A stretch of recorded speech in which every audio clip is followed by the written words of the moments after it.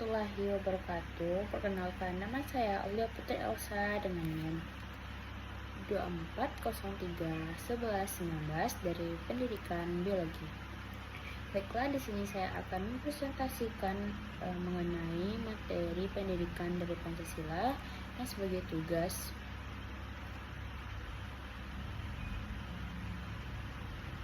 Baiklah, yang pertama langsung saja masuk kepada konsep dasar pendidikan Pancasila.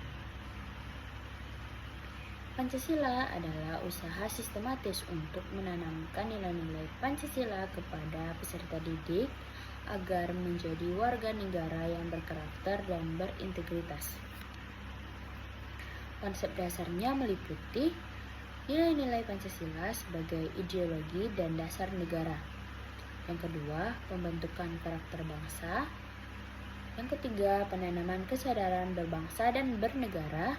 Yang keempat, membangun integritas pribadi berdasarkan 5 sila Pancasila. Selanjutnya, landasan filosofis, historis, yuridis, dan budaya pendidikan Pancasila. Filosofis. Pancasila bersumber dari nilai-nilai luhur bangsa yang telah hidup dalam budaya dan kepercayaan masyarakat Indonesia. Nilai historis, lahirnya Pancasila pada 1 Juni 1945 merupakan titik penting dalam sejarah perjuangan kemerdekaan. Yuridis, pendidikan Pancasila diatur dalam berbagai perundang-undangan seperti Undang-Undang 1945, Undang-Undang Nomor 12 Tahun 2012 tentang pendidikan tinggi. Selanjutnya, budaya. Pancasila mencerminkan kebudayaan bangsa Indonesia yang plural dan toleran. Selanjutnya itu tujuan pendidikan Pancasila. Yang pertama, untuk membentuk warga negara yang memiliki jati diri bangsa dan menjunjung tinggi nilai-nilai Pancasila. Yang kedua, mengembangkan sikap kritis, rasional, dan kreatif dalam kehidupan berbangsa dan bernegara. Yang ketiga, menumbuhkan rasa rasionalisme dan cinta tanah air. Yang keempat, mendorong pengalaman Pancasila dalam kehidupan sehari-hari. Selanjutnya, proses tumbuhnya bangsa dan kebudayaan Indonesia.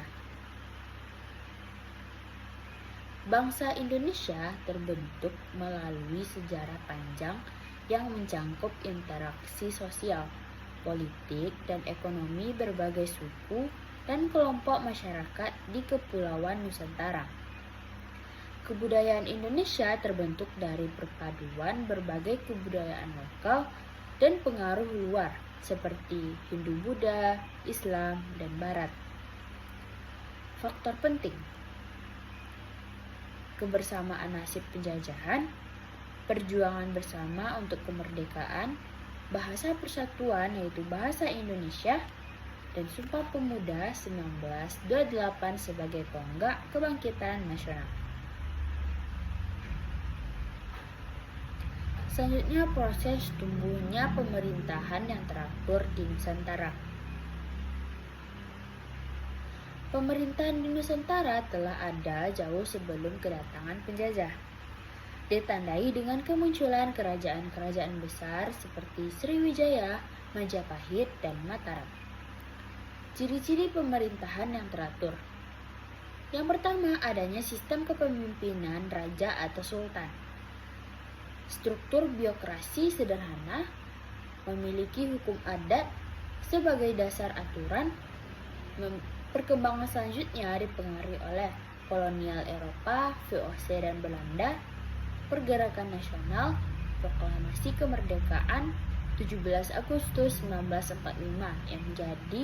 yang menandai dimulainya sistem pemerintahan Republik Indonesia. Perlawanan melawan penjajahan sebelum abad ke-20.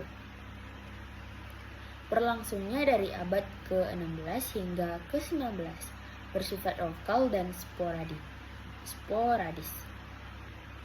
Dipimpin tokoh-tokoh seperti Sultan Agung, Sultan Hasanuddin, Imam Bonjol, Pangeran Diponegoro. Yang menjadi motivasi utamanya adalah untuk mempertahankan tanah air, agama, dan kedaulatan. Masa awal kemerdekaan 1945 sampai 1959. Periode transisi setelah proklamasi 1945. Tantangan besar, agresi militer Belanda, konflik internal, pembangunan sistem pemerintahan. Yang ketiga, Undang-Undang 1945 sempat diganti dengan Konstitusi RIS 1949 dan Undang-Undang Dasar 1950. Masa Orde Lama 1959 sampai 1966. Dimulai dengan Dekret Presiden 5 Juli 1959, kembali ke Undang-Undang 1945. Pemerintahan bersifat otoriter di bawah Presiden Soekarno. Terjadi ketegangan politik dan ekonomi, serta munculnya gerakan 30 SPKI 1965.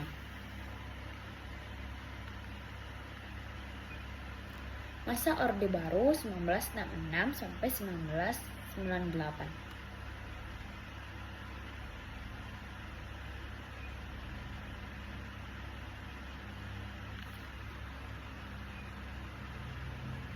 Dipimpin oleh Presiden Soeharto, fokus pada stabilitas politik dan pertumbuhan ekonomi dan pembangunan nasional. Kelemahan, sentralisasi kekuasaan, pelanggaran HAM, korupsi, dan krisis ekonomi pada tahun 1998.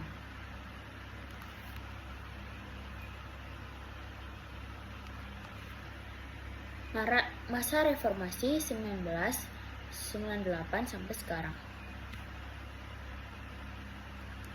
Dimulai dengan lengsernya Soeharto 1998, ciri-cirinya demokratisasi, pemilihan langsung, otonomi daerah, penegakan HAM dan kebebasan pers, pergantian presiden melalui pemilu, B.J. Habibie, Gus Dur, Megawati, SBY, dan Jokowi.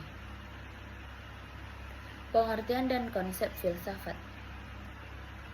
Filsafat adalah upaya berpikir secara mendalam, radikal dan sistematis mengenai realitas, pengetahuan dan nilai-nilai. Cabang filsafat meliputi metafisika, epistemologi, dan aksiologi.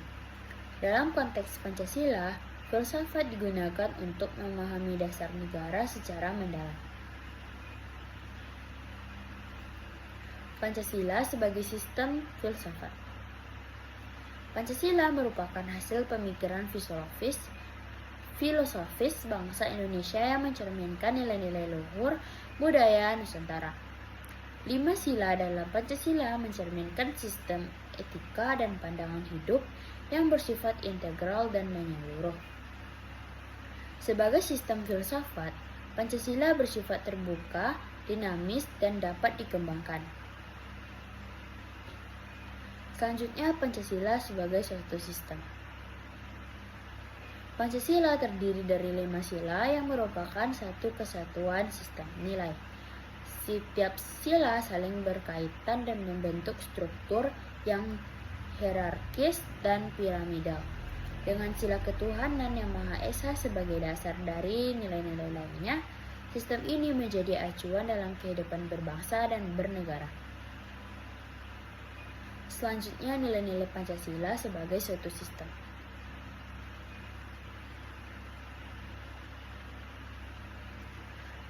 Selanjutnya, Pancasila sebagai sistem etika dan etika politik. Pengertian dan konsep etika. Etika adalah cabang filsafat yang membahas nilai, norma, prinsip, moral, dan dalam kehidupan manusia. Etika membedakan antara yang baik, buruk, benar, dan salah dalam tindakan manusia. Pancasila sebagai sistem etika. Pancasila menjadi dasar nilai moral bangsa Indonesia. Masing-masing sila mengandung prinsip-prinsip kebersamaan. Pancasila memberikan arah dan pedoman moral dalam berkehidupan berbangsa dan bernegara. Pancasila sebagai etika politik. Dalam konteks politik, Pancasila memberikan landasan etis dalam menjalankan kekuasaan dan pemerintahan. Prinsip musyawarah, keadilan sosial, dan penghargaan terhadap hak asasi manusia harus tercerminkan dalam kebijakan politik. Etika politik Indonesia mengacu pada nilai-nilai Pancasila dalam kehidupan politik nasional, menekankan kejujuran, tanggung jawab, dan kepentingan masyarakat. Menolak politik transnasional, korupsi, dan kekuasaan yang menyimpang dari amanah masyarakat. Selanjutnya, legitimasi etis. Pemerintahan yang sah secara moral karena berlandasan pada nilai-nilai kebaikan umum, mewujudkan keadilan dan kesejahteraan sesuai dengan amanat Pancasila. Legitimasi politik. Kekuasaan yang diakui sah oleh rakyat melalui prosedur konstitusional, misalnya pemilu. Legitimasi politik ideal harus sejalan dengan legitimasi etis. Selanjutnya, pengertian dan makna ideologi. Ideologi berasal dari kata idea yang artinya gagasan dan logos yang artinya ilmu. Ideologi adalah seperangkat ide, nilai, dan keyakinan yang menjadi dasar bagi tindakan individu atau kelompok.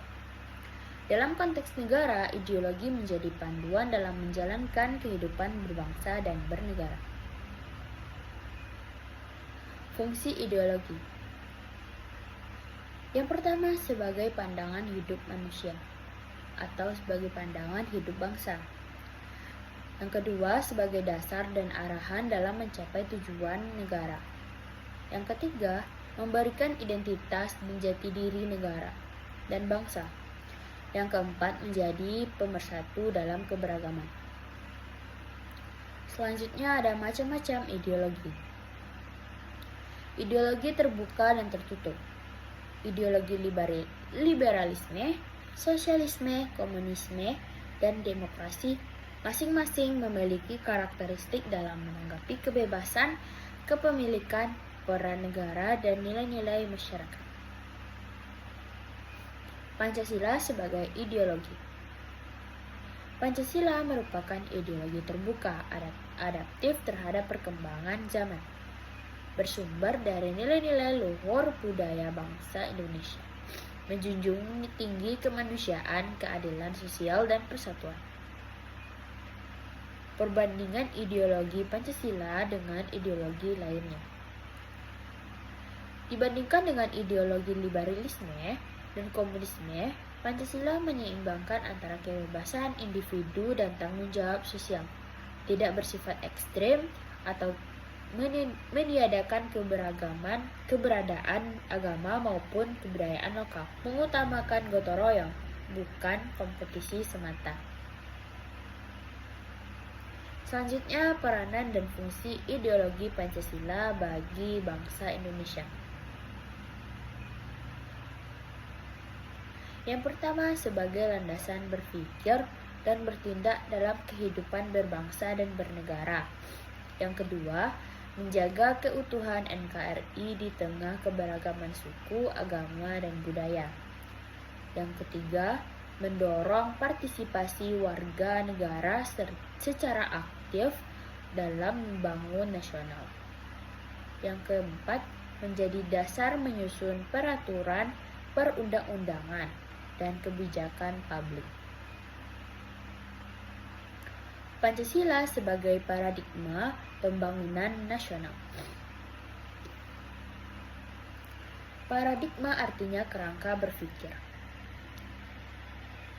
Pancasila sebagai paradigma pembangunan nasional berarti Pancasila dijadikan sebagai dasar dan arah pembangunan di Indonesia, baik fisik maupun non-fisik. Fungsi dan implikasinya, nilai ketuhanan, pembangunan harus menghormati nilai-nilai keagamaan dan moralitas. Nilai kemanusiaan. Pembangunan harus menempatkan manusia sebagai pusat human-centered development. Yang ketiga, persatuan Indonesia, membangun tanpa menimbulkan konflik antara daerah, suku, ataupun etnis. Yang keempat, ada kerakyatan, mengutamakan partisipasi rakyat dalam perencanaan dan pelaksanaan pembangunan. Yang kelima, keadilan sosial, pemerataan hasil pembangunan dan pengentasan kemiskinan. Selanjutnya, Pancasila sebagai paradigma pembangunan nasional.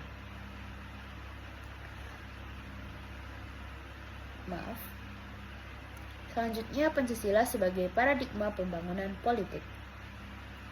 Pembangunan politik adalah usaha memperkuat demokrasi sistem, ketatanegaraan, dan partisipasi politik masyarakat. Nilai-nilai Pancasila dalam politik. Yang pertama, ada demokrasi Pancasila yang berbasis musyawarah, bukan sekadar voting. Yang kedua, anti kekerasan dan anti diktator, mengedepankan dialog dan konsensus. Yang ketiga, ada etika berpolitik yang menjunjung kejujuran, tanggung jawab, dan anti KKN. Yang keempat, ada kebebasan berpendapat dibatasi oleh tanggung jawab sosial. Contohnya, pemilu yang jujur dan adil, lembaga legislatif yang bekerja sesuai undang-undang, dan perlindungan hak politik minoritas. Pancasila sebagai paradigma pengembangan kampus. Kampus adalah pusat pengembangan ilmu dan moral. Pancasila menjadi dasar pembentukan karakter mahasiswa dan tata kelola kampus. Implementasi nilai Pancasila. Yang pertama, ada ketuhanan, menjaga toleransi antar agama di lingkungan kampus. Yang kedua, ada kemanusiaan, anti perundungan dan anti diskriminasi. Yang ketiga, ada persatuan, membangun solidaritas mahasiswa lintas budaya dan daerah.